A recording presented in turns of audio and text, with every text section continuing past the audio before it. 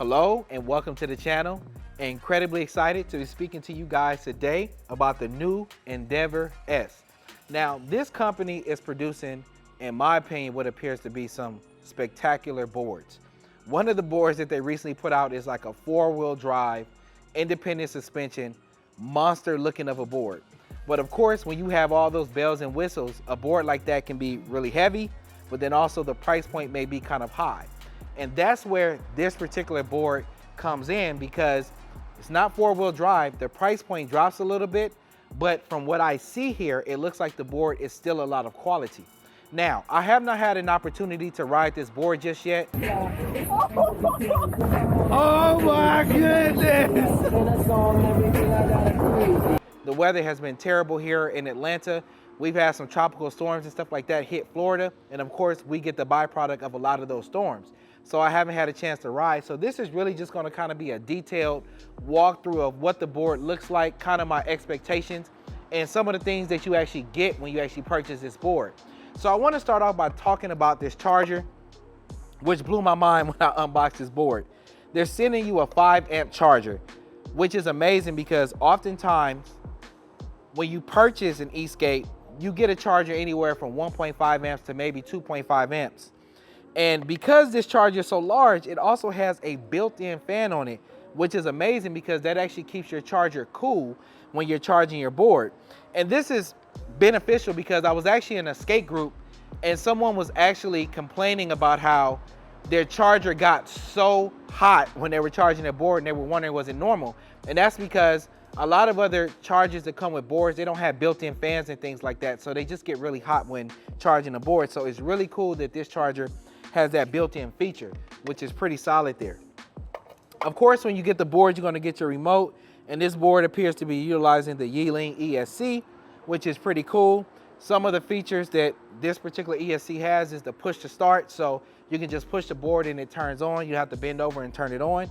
The remote also has a couple of different settings for you, including 4 different acceleration modes, and then also 4 different braking modes, so you get to really customize the rider experience. So that's pretty solid there. Now, let's talk about why we're here today, which is this board here. As I mentioned earlier, I have not had a chance to ride it yet, but there's just some things that when you look at it, you know you're gonna have an experience.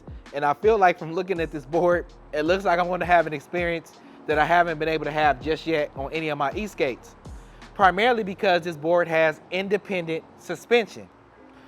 So when you stand on this board, you can definitely feel how it kind of comes down a little bit, and you can definitely feel how it may have some dampening capabilities and characteristics, as well as the fact that these independent suspension, you're probably going to be able to roll over things that may be different grades or even different heights at the same time without being jerked. So I'm interested to see if that's actually how the board responds based on my observation. So that looks amazing.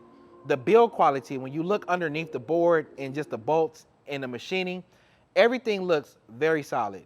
Sometimes you'll get a board and you can just look at things and you can immediately see things that may be wrong. This is not one of those kind of boards. It looks like a lot of attention to detail went into a lot of different things on the board. Even just the way the motors look, very solid looking there.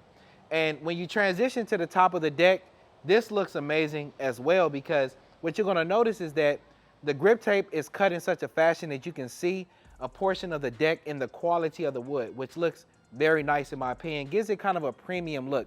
Definitely looks like something that is going to be worth the money that you spend.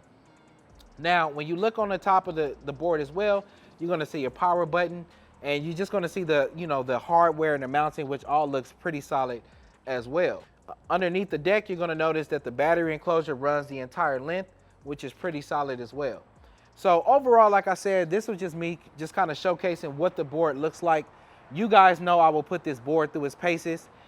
Leave a comment below about some of the things that you want to see in this review and some of the questions that you have about this board. As always, PVs allow you to be everywhere, and I'll see you at the top because the bottom is too crowded. Peace. Thank you.